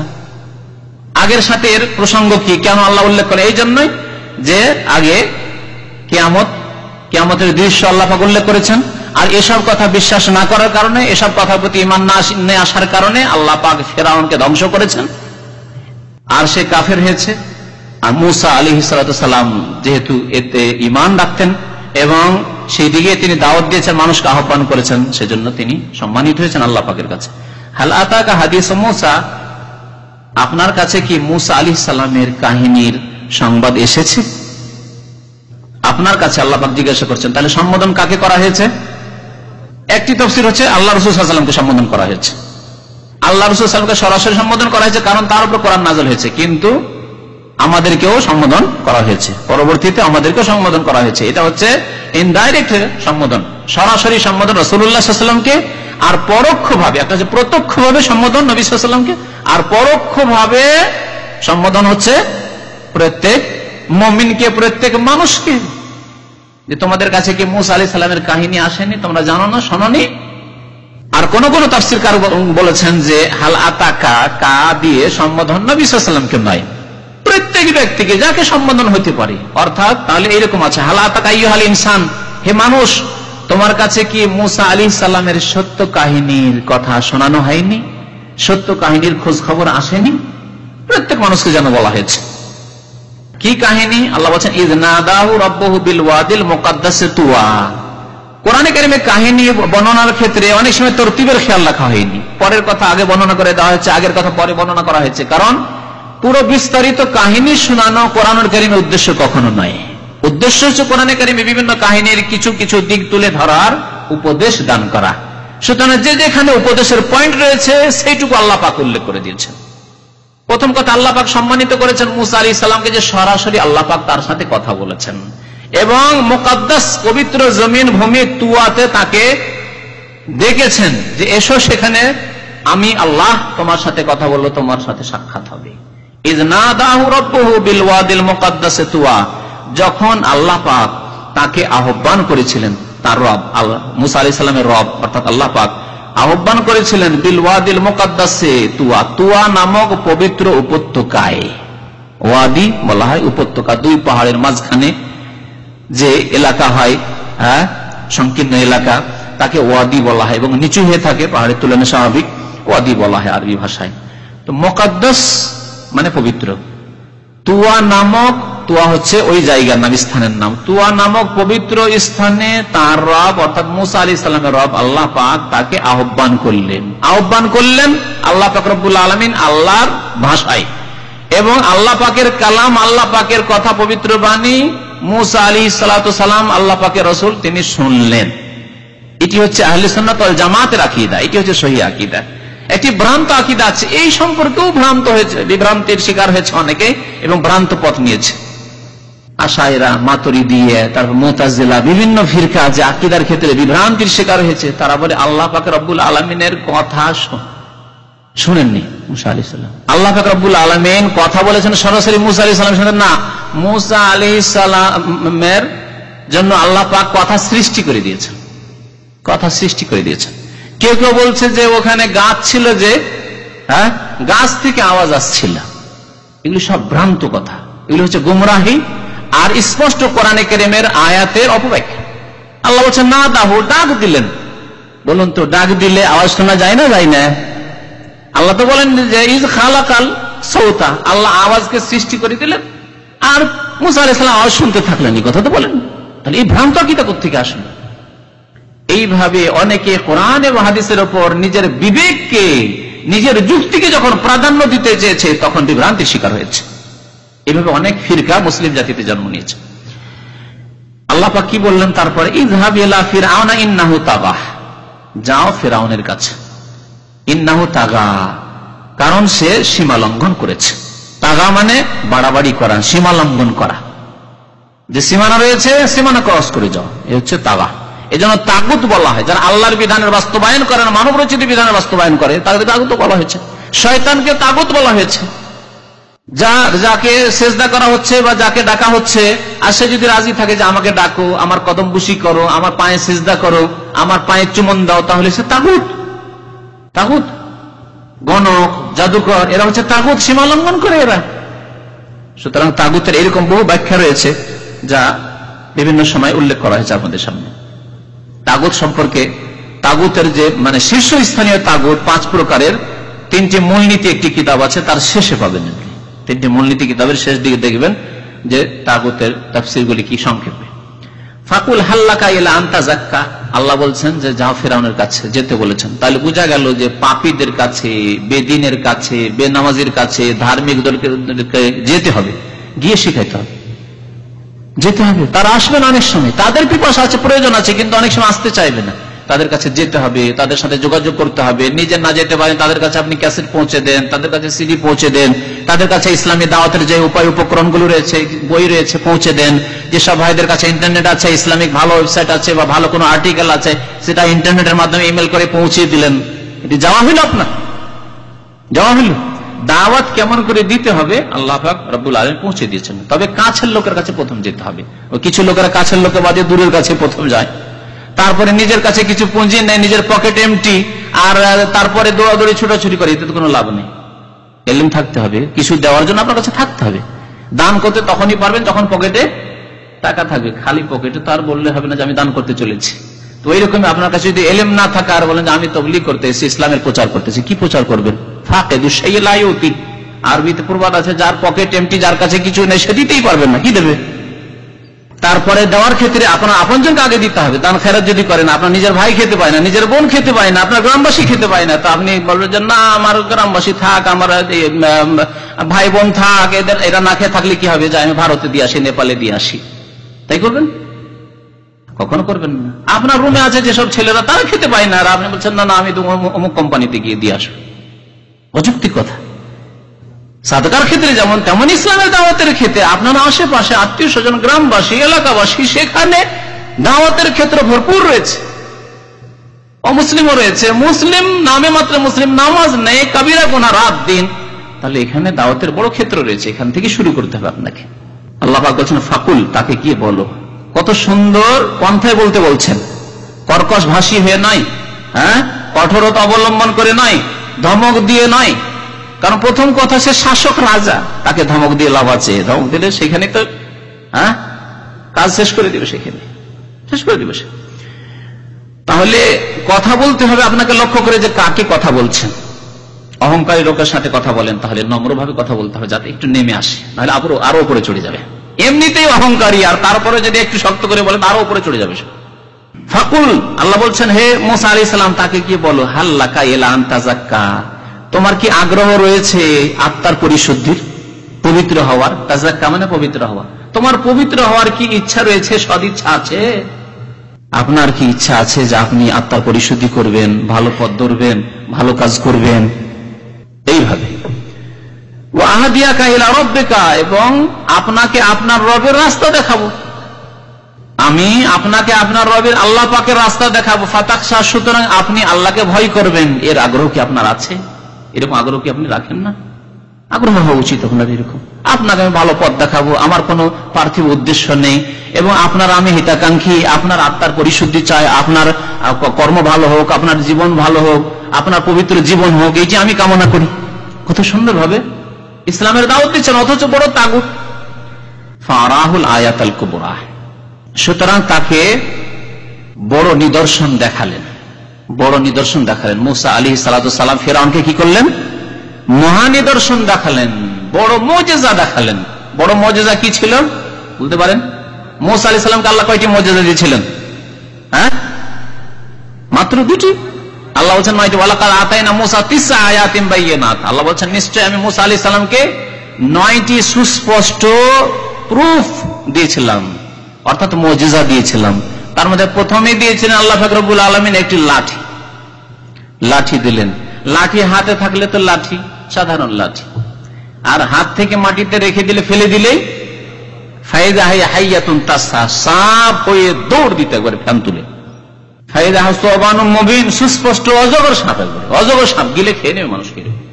প্রথমবারে যখন আল্লাহ বললেন যে মুসা আলাইহিস সালাম তোমার হাতে, মুসা আলাইহিস সালাম জানেন না, যে জানছেন লাঠি, লাঠি লাঠি তো আছে আমার হাতে, আগে থেকে লাঠি, কিন্তু মুজিজা যে হতে যাচ্ছে তিনি জানেন না, খবর রাখেন না। এর নাম হচ্ছে মুজিজা। আর আজকালকার ভণ্ড পীরদের মতো কেরামত নয় যে আগে থেকে কেরামতের জন্ম দেয়। হ্যাঁ, দিনে শত শতবার কেরামতিকে জন্ম দিচ্ছে তারা। ভণ্ডামি এগুলি হয়, এগুলি সেহের জাদু, হ্যাঁ, ভেলকিবাজি, জিনের ব্যবহার, জিন বসে করে হ্যাঁ আশ্চর্য কার্যকলাপ দেখা, এগুলি কেরামতি নাই, এগুলি হচ্ছে ভণ্ডদের কাজ। আম্বিয়া কিরাম, আল্লাহ রসুল মুসা আলাইহিস সালাম লাঠি আল্লাহ নিক্ষেপ করতে বলছেন, যেমন লাঠি নিক্ষেপ করছেন, সাপ পেয়ে একবারে হাঁ করে বসে আছে। মুসা আলাইহিস সালাম তো মানুষ, আল্লাহ রসুল হলে, যদি রসুলের এই অবস্থা হয় তাহলে অন্য ভালো মানুষ হলো তার কি অবস্থা হতে পারে? আল্লাহর ওলি হলো তার কি অবস্থা হতে পারে? আর যদি ওই শিরকি কুফরি বিশ্বাস থাকে যে না নবী ওলির চাইতে ওপরে, হ্যাঁ, নবীর চাইতে ওপরে, ফেরেশতা চাইতে ওপরে ওলিরা বসবাস করে, এই যদি ভ্রান্ত কুফরি শিরকি আকীদা থাকে তো আলাদা কথা, যেমন তাদের রয়েছে। মুসা আলাইহিস সালাম পালাতে শুরু করছেন, ওয়াল্লা মুদবিরান, আল্লাহ বলছেন পালাতে শুরু করলেন, পিঠ ফিরিয়ে পালাতে শুরু করলেন। শুধু পালাতে শুরু করেন না, যদি পালায় আর ভয় কম থাকে তো ফিরে দেখে যে আমার কিছু ছুটে গেছে, দেখি কি তেড়ে আসছে না আসে না। আর যদি দেখে যে না, আরে এমন তেড়ে আসছে যে আর দেখার ফুরসত নাই, তাহলে কি করবে? ওয়ালামি আফতের, আল্লাহ বলছেন ফিরেও দেখেন। এমন পালাচ্ছেন মুসা আলাইহিস সালাম যে ফিরেও দেখেন না, তিনি এত ভয় হয়েছে। তাহলে তিনি যদি জানতেন যে এটা আসলে সাপ না, এটা মুজিজা, আল্লাহ মুজিজা দিয়েছেন, তাহলে পালাবেন কেন? মুসা আলাইহিস সালামকে খবর নেই, তাহলে মুজিজা আম্বিয়া কেরামের সাথে সম্পর্কিত। অনেক সময় আম্বিয়া কেরাম খোঁজ খবর রাখতেন না যে মুজিজা হতে যাচ্ছে। ওই রকমই কোন আল্লাহর যদি ওলি সত্যি ওলি হয়, তাহলে অধিকাংশ সময় খোঁজ খবরই থাকে না যে কোনো কিছু হতে যাচ্ছে, কারণ এর মালিক একমাত্র আল্লাহ। আর যদি একটু জানতে পারেন সেই সময়খানে যে কিছু হতে যাচ্ছে, তো তার হাতে নেই, আল্লাহ পাকের হাতে। আল্লাহ ইচ্ছা করলে দিতে পারে, না হলে নাও দিতে পারে। সুতরাং এই ভ্রান্ত ধারণা রাখলে হবে না যে আমাদের পীরেরা দিনে কত শত কেরামতি জন্মাতে পারে, আর তারা মনে করে যে আমরা কেরামতির মাধ্যমে ইসলাম প্রচার করেছি। সব ভ্রান্ত কথা। তো মহা নিদর্শন দেখালেন, বড় এই নিদর্শন, লাঠি নিদর্শন। লাঠি নিদর্শনে কি হতো? লাঠি ফেলে দিলে সাপ। আর এমন সে সাপের সাপ যে সেই যুগে ছিল, জাদুর বিদ্যা ছিল শীর্ষ স্থানে। সুতরাং আল্লাহ পাক রব্বুল ওই রকম বড় মুজিজা দিয়ে পেয়েছেন, সমস্ত জাদুকে একেবারে ধূলিসাৎ করে দিল। সমস্ত জাদু সর্বনাশ হয়ে সবাই পরাজয় স্বীকার করলো জাদুকররা। সকালবেলা এসেছিল ফিরআউনের পক্ষ থেকে মুসা আলাইহিস সালামকে পরাজিত করার জন্য, অপদস্থ করার জন্য। আর সন্ধ্যা হয়নি তার আগে আগে কালেমা লা ইলাহা ইল্লাল্লাহ মুহাম্মাদুর রাসূলুল্লাহ পড়ে ফিরআউনকে লাঞ্ছিত করে দিয়ে মুসা আলাইহিস সালামের সাথে হয়ে গেলেন। আমান্না বিরাব্বিল আলামিন রব্বি মুসা ওয়া হারুন, ঠিক না? আল্লাহ পাক মানুষের অন্তরকে যে কত দ্রুত পরিবর্তন করতে পারেন এর স্পষ্ট প্রমাণ রয়েছে, স্পষ্ট শিক্ষা রয়েছে এই মুসা আলাইহিস সালামের এই ঘটনায়।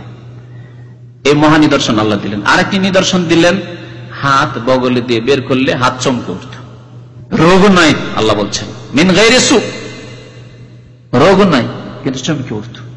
এই নিদর্শনগুলি আল্লাহ পাক রব্বুল আলামিন দিলেন। ফাকাযযাবা ওয়া আসা, কিন্তু নিদর্শন পেয়ে তো মানবে না, মানলো না, সে মিথ্যা মনে করলো। কাযযাবা কে?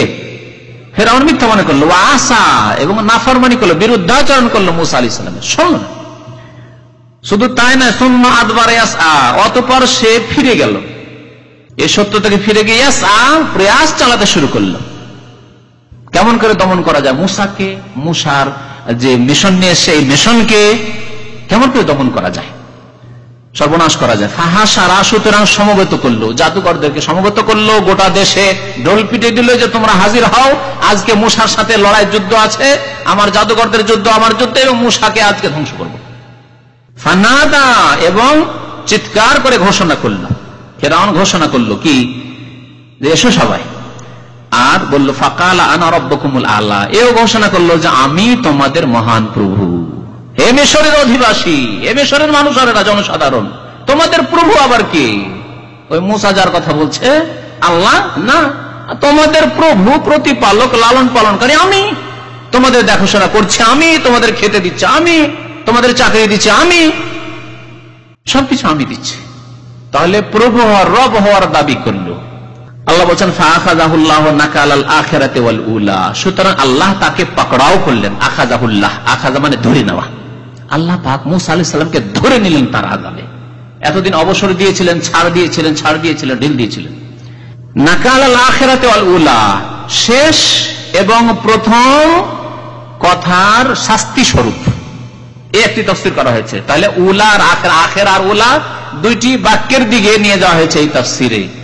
এর তাফসীর কি হবে? তাহলে এর তাফসীরে বলা হয়েছে যে ফিরআউন দুইটি কথা বলেছিল, দুইবারে চরম অহংকারী কথা, যেই অহংকারে সে নিজেকে আল্লাহ পর্যন্ত পৌঁছে দিয়েছিল, উলুহিয়াতের, প্রভুত্বের দাবি করেছিল। একটি কথা হচ্ছে আনা রাব্বুকুমুল আলা, আর আরেকটি কথা রয়েছে আরেক সূরায়, যে যাতে বলেছে, সে বলেছে ইয়া আইয়ুহাল মালাউ, হে মন্ত্রী পরিষদ, হে আমার দেশবাসী, হ্যাঁ, হে আমার সভার লোকেরা, শোনো, মা আলিমতু লাকুম মিন ইলাহিন গায়রি, আমার ছাড়া তোমাদের কোনো উপাস্য নেই, আমি তো তোমাদের উপাস্য ইলাহ, আমি তোমাদের মাবুদ, আমি তোমাদের পূজনীয়। এই একটি কথা বলেছে, উলুহিয়াতের, ইলাহ, উপাস্য হওয়ার দাবি করেছিল, পূজনীয় হওয়ার দাবি করেছিল। আর এই একটি কথা বলেছিল যে আনা রাব্বুকুমুল আলা, আমি মহান প্রভু তোমাদের। একটি তাফসীরে এসেছে তাবেঈনদের থেকে, উল্লেখ করেছেন তারা, যে এই দুইটি বাক্যের মাঝখানে 40 বছরের সময় ছিল। মানে একটি কথা বলেছিল 40 বছর আগে, আর একটি কথা বলেছে 40 বছর পরে। এতদিন আল্লাহ ছাড় দিয়েছেন, এত বড় কথা বলার পরে, ইলাহ, উলুহিয়াত, মাবুদ হওয়ার দাবি করার পরেও আল্লাহ কত ধৈর্যশীল। আল্লাহ পাক 40 বছর ধৈর্য ধারণ করেছে। দ্বিতীয় কথা বললো, দুইটি কথা যখন বলে সীমা লঙ্ঘন করলো, আর খুন করা, হত্যা করা, জুলম, অত্যাচার, নির্যাতন, এসব তো ছিলই, পাপ, শিরক, অন্যান্য তা তো ছিলই। তাই বলছেন তাফসীর কারণ, এই আয়াতের তাফসীর ফাআখাযাহুল্লাহ, আল্লাহ পাক ফিরআউনকে ধরে নিলেন, পাকড়াও করলেন। নাকালাল আখিরাতি ওয়াল উলা, শেষ বাণী এবং প্রথম, শেষ উক্তি এবং প্রথম উক্তির শাস্তি স্বরূপ, নাকাল শাস্তি স্বরূপ। আর কেউ কেউ বলেছেন এই দুইটি উক্তির দিকে নিয়ে যাননি, বলেছেন নাকালাল আখিরা ওয়াল উলা মানে আগে যা করেছে আর পরে যা করেছে, আগে পরে যা কিছু করেছে সবকিছু শাস্তিতে ধরলেন।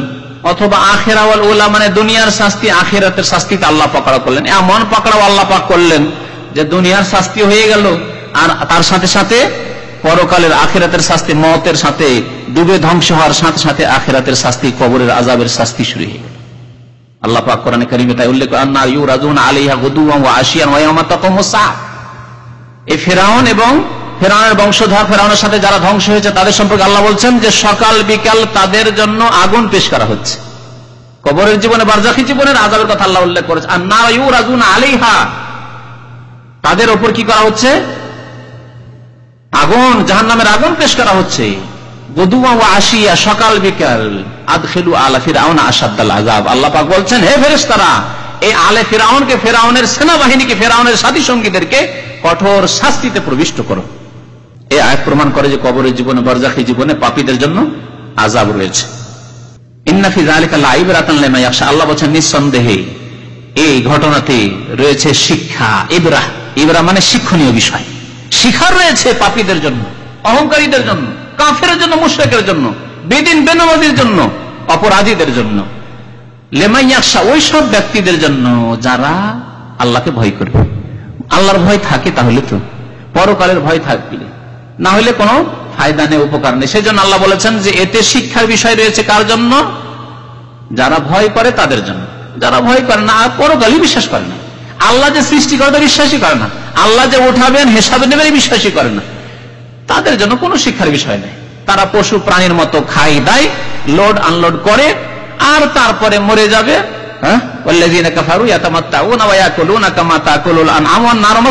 কাফের যারা, তারা ভোগ করে পৃথিবীতে, আর চতুষ্পদ জন্তুর মতো খায় দায় ভক্ষণ করে, আহার করে। শেষ পরিণাম হচ্ছে তাদের জন্য জাহান্নাম হচ্ছে ঠিকানা।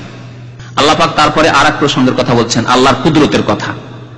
আনতুম আসাদ্দু খালকান আমিস সামা, হে মানুষ, তোমাদেরকে সৃষ্টি করা কঠিন বেশি আমিস সামা, না আকাশকে সৃষ্টি করা বেশি কঠিন? বলুন তো, মানুষকে 3.5 হাতের মানুষ সৃষ্টি করা বেশি কঠিন, না এ বিশাল আকাশ সৃষ্টি করা বেশি কঠিন? আমাদের তুলনা ধরে আল্লাহর কাছে কোনো কঠিন নাই। আল্লাহ পাক কোন দিয়ে মানুষকে সৃষ্টি করেছেন, কোন বলে আসমান সৃষ্টি করেছেন, আল্লাহর জন্য সবই সহজ। কিন্তু এমনি যদি তুমি মানুষ হিসাবে ধরো যে দুটি সৃষ্টি দুই দিকে রাখে, একটা মানুষ তৈরি করা, একটা হচ্ছে বিশাল আসমান জমিন 7 আসমান তৈরি করা, কোনটি বেশি কঠিন? আসমান। তাই বলছেন আনতুম আসাদ্দু খালকান, তোমাদেরকে সৃষ্টি করা বেশি কঠিন, না আসমান সৃষ্টি করা বেশি কঠিন? যে আল্লাহ আসমান সৃষ্টি করতে পেরেছেন, তোমাদেরকে আল্লাহ সৃষ্টি করতে পারবেন না? আবার তোমরা মরে যাবে, গলে যাবে, সরে যাবে, পচে যাবে, পুনরায় আল্লাহ তোমাদেরকে সৃষ্টি করতে পারবেন না? আল্লাহর জন্য খুব সহজ। বানাহা, যে আসমানকে আল্লাহ নির্মাণ করেছেন, রাফা সামকাহা, এবং সেই আসমানকে তিনি কি করেছেন? সুউচ্চ করেছেন। সামক হচ্ছে আসমানের যে মানে আসমানের দৈর্ঘ্য, জি আসমান যে বিশাল আসমান, সে আসমানকে আল্লাহ তাআলা কত সুউচ্চ করেছেন, কত উঁচা যে কোনো মানুষ আসমান পর্যন্ত পৌঁছিতে পারে, কোন জিন পর্যন্ত আসমান পর্যন্ত পৌঁছিতে পারে না। ফাসাওয়াহা, এবং তাকে সুবিন্যস্ত করেছেন, কত সুন্দরভাবে আল্লাহ পাক রব্বুল আলামিন আসমানকে সুবিন্যস্ত করেছেন। ওয়া আগতাশা লাইলাহা, এবং এর রাতকে, এই পৃথিবীর রাতকে অন্ধকারাচ্ছন্ন করেছেন। রাতের সময় অন্ধকার হয়ে যায়, তখন আরামে আমরা ঘুমাই। অন্ধকার না থাকলে ঘুমের মতো ঘুম আসতো না, আরামদায়ক নিদ্রা আসতো না।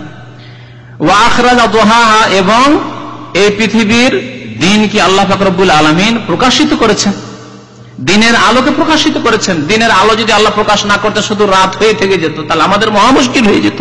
আবার শুরু দিন হয়ে থেকে যেত, তাও আমাদের মহা মুশকিল হয়ে যেত, বড় কষ্টকর হয়ে যেত জীবন। ওয়াল আরদা বাদা যালিকা দাহাহা, এবং এরপরে আসমান সৃষ্টি করার পরে জমিনকে আল্লাহ বিছিয়েছেন। দাহাহা, দাহা মানে বিছানো। জমিন যে পৃথিবীতে আমাদের বসবাসযোগ্য হয়েছে, বসবাসযোগ্য আল্লাহ পাক করেছেন। এই দাহার তাফসীর আল্লাহ পাক করে দিয়েছেন। যদিও শাব্দিক অর্থ বললাম যে জমিনকে আল্লাহ বিছিয়েছেন, কিন্তু এই দাহার তাফসীর হচ্ছে আখরাজা মিনহা মাআহা ওয়া মারআহা। তাহলে এই আয়াত প্রমাণ করে যে জমিন কি হয়েছে, জমিন আগে সৃষ্টি না আসমান আগে সৃষ্টি? আগে আসমানের কথা উল্লেখ করা হলো, তারপরে বলা হলো জমিন বিছানোর কথা। কিন্তু আরেক সূরায় রয়েছে সেখানে যে আল্লাহ পাক রব্বুল আলামিন জমিন সৃষ্টি করেছেন, তারপরে আসমান সৃষ্টি করেছেন। তাহলে এতে কি কোনো দ্বন্দ্ব আছে? না, দ্বন্দ্ব নেই। এখানেও জমিন সৃষ্টি করার কথা পরে বলা হয়নি, বলা হচ্ছে জমিন তারপরে বাদা যালিকা তা বিছিয়েছেন। তাহলে জমিন সৃষ্টি হয়েছিল, কিন্তু সেখানে ঘাস পাত গাছা জন্মাবে, তারপরে পাহাড় পর্বত তার উপর সাজানো হবে, পাহাড় পর্বত দিয়ে তাকে মানে স্থিতিশীল বানানো হবে, স্থির করা হবে, তারপরে তাতে পানির ব্যবস্থা করা হবে, এগুলি ছিল না। জমিন সৃষ্টি আগে হয়েছে, তারপরে আসমান সৃষ্টি হয়েছে, তারপর আল্লাহ পাক রব্বুল আলামিন জমিনকে পৃথিবীতে বসবাসযোগ্য করেছেন। মানুষকে যদি বসবাস করতে হয় তাহলে পানির প্রয়োজন হবে, বসবাস করতে হয় তাহলে জমিনকে স্থির থাকতে হবে। জমিন সৃষ্টি করার পরে জমিন শুধু কাঁপতে আছে ভূমিকম্পের মতো, তখন আল্লাহ পাক পাহাড় তৈরি করে দিয়ে কি করে দিলেন, জমিনকে একবার স্থির করে দিলেন।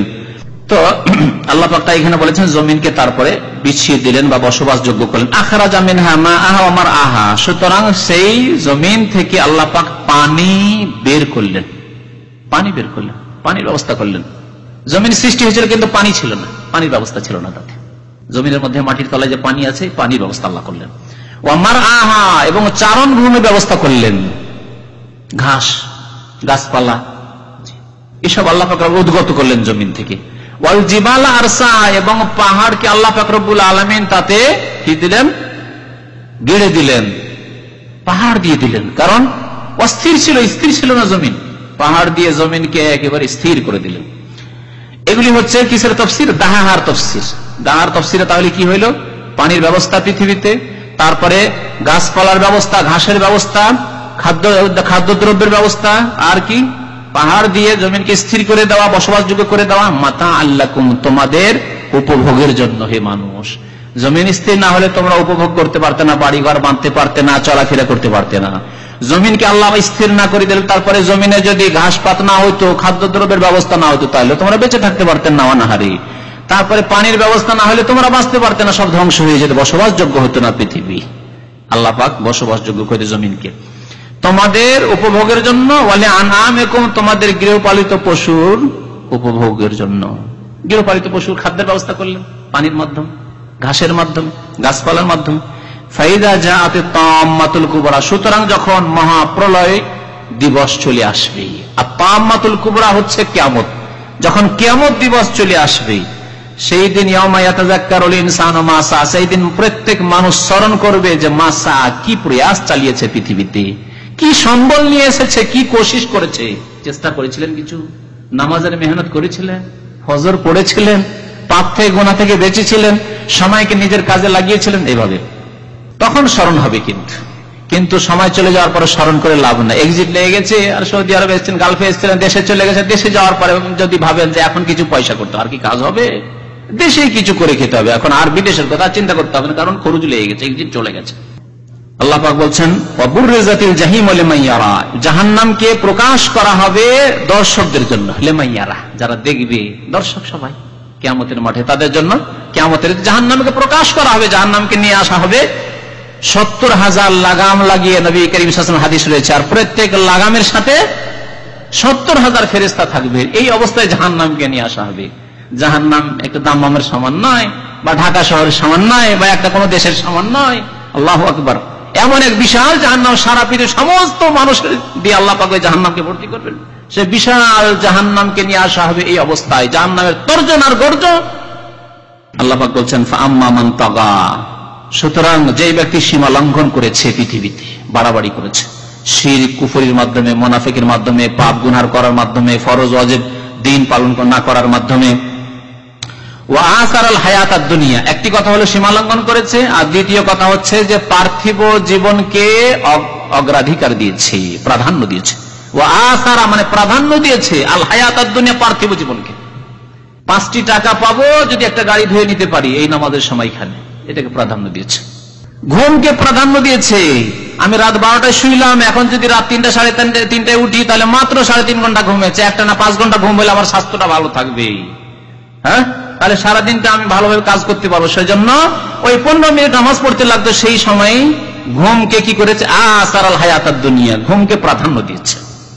এই সময় গিয়ে দিন শিখবো 1 ঘন্টা 1.5 ঘন্টা, এখানে সময় লাগাবো ইসলামী সেন্টারে, না, এই সময় যদি আমি যাই, বসে থাকি, রুমে বসে থাকি, তাহলে খাওয়া দাওয়া হবে, আমার টিভির একটা প্রোগ্রাম আসবে, একটা ফিল্ম দেখা হবে, একটা সিরিয়াল দেখা হবে।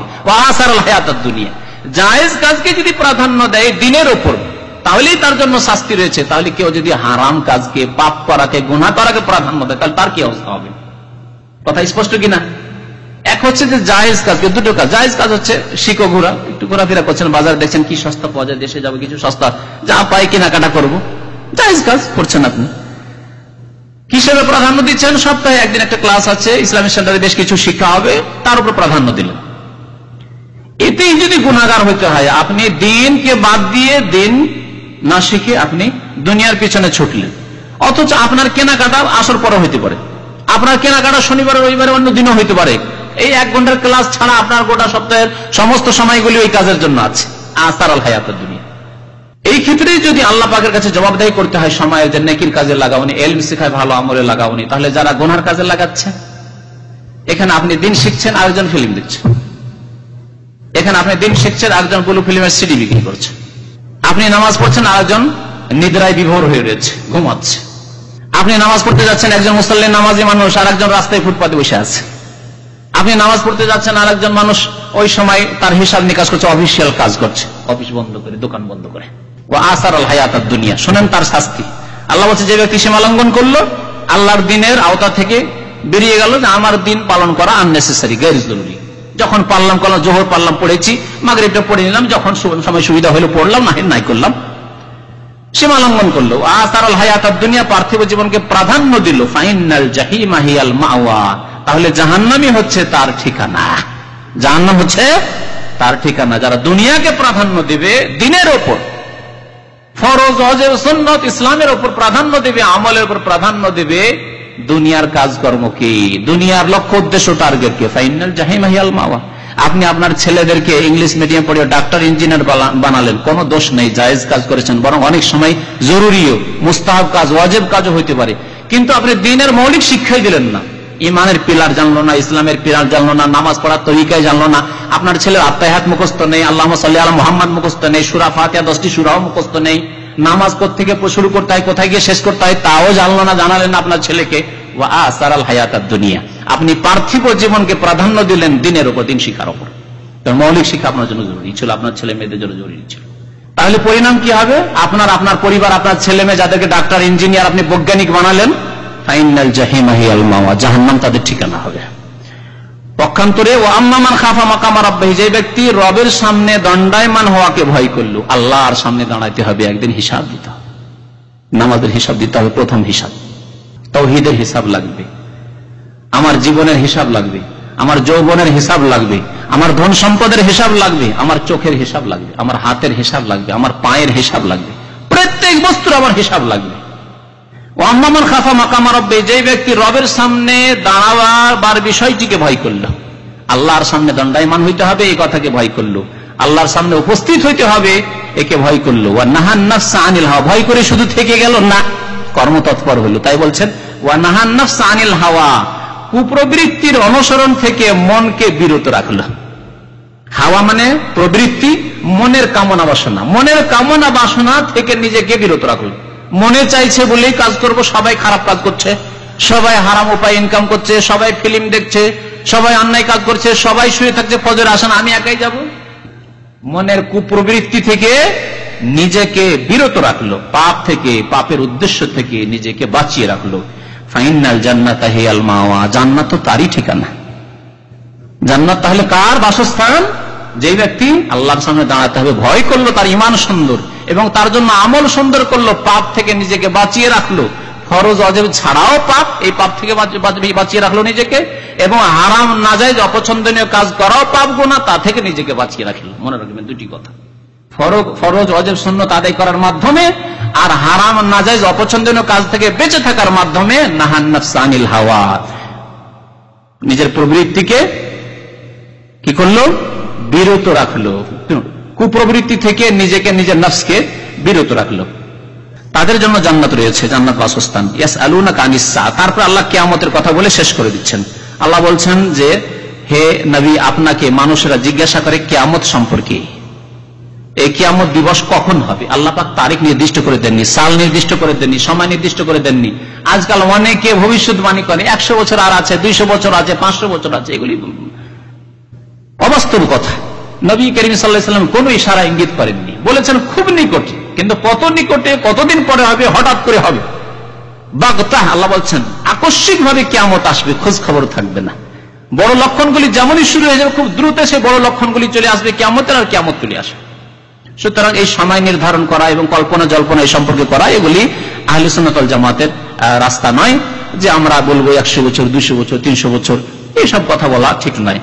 আল্লাহ ভালো জানেন কখন হবে। তাই বলছেন আইয়ানা মুরসাহা, তারা জিজ্ঞাসা করে কিয়ামত সম্পর্কে যে কখন তা অনুষ্ঠিত হবে, এই কিয়ামত কখন হবে।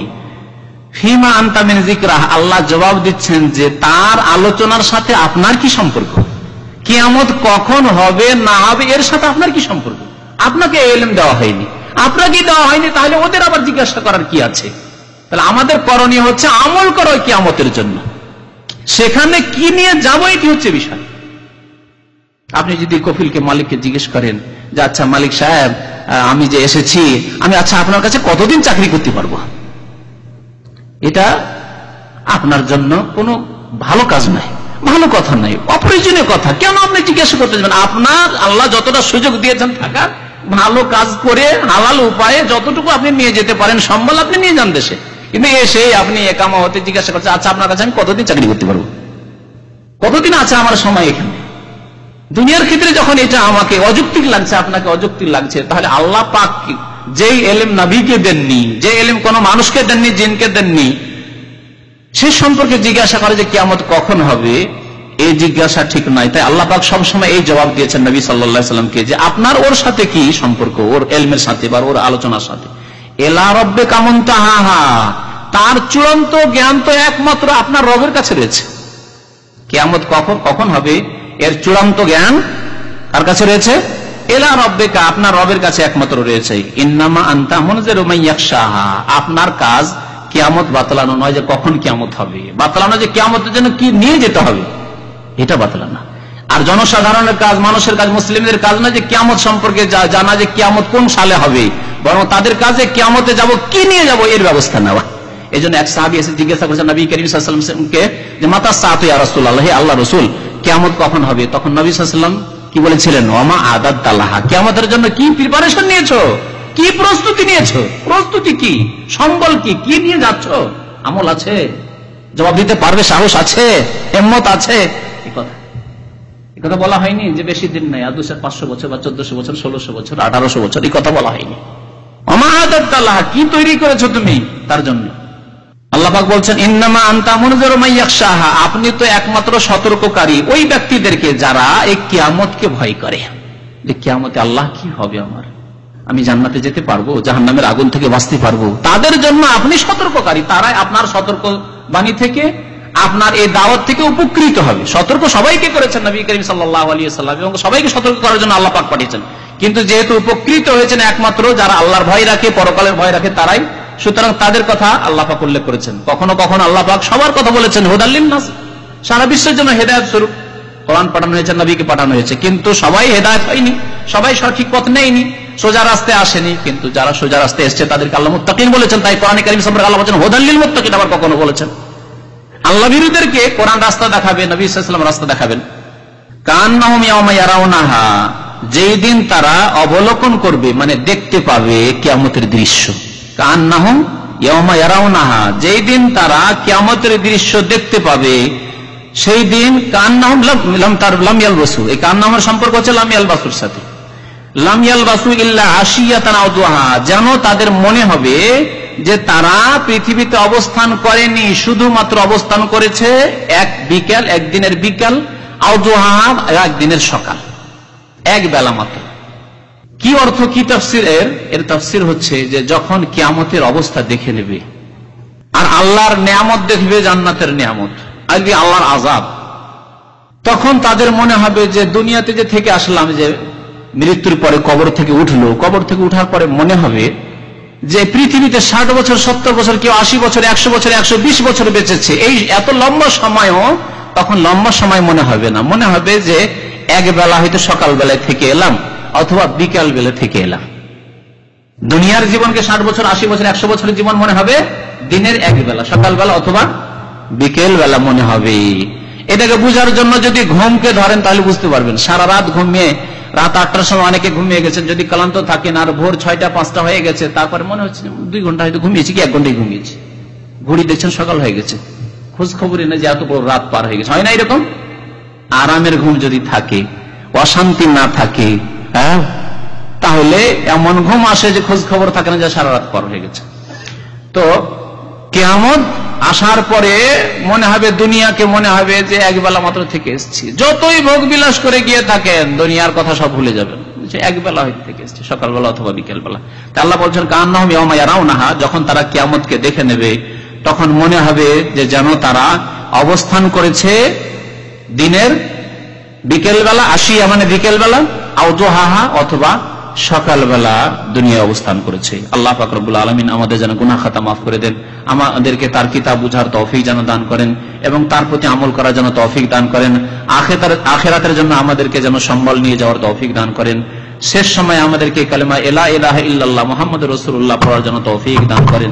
আল্লাহ পাক আমাদেরকে সৎকর্ম জীবন যেন দান করেন এবং নেক আমল আল্লাহ পাক যেন আমাদেরকে তৌফিক দান করেন, সেই দিকে আমাদেরকে আগ্রহী যেন করে দেন। আল্লাহ ইসরায়েলদের মধ্যে সবচাইতে বড় রাসূল, শ্রেষ্ঠ রাসূল। আর মুসা আলাইহিস সালামের জীবনে বহু দিক রয়েছে শিক্ষণীয়, এত দিক রয়েছে যা হয়তো অন্যান্যদের নেই। সেজন্য আল্লাহ পাক মুসা আলাইহিস সালামের ঘটনা বেশি বর্ণনা করেছেন, কারণ ওতে শিক্ষণীয় বিষয়গুলি বেশি রয়েছে।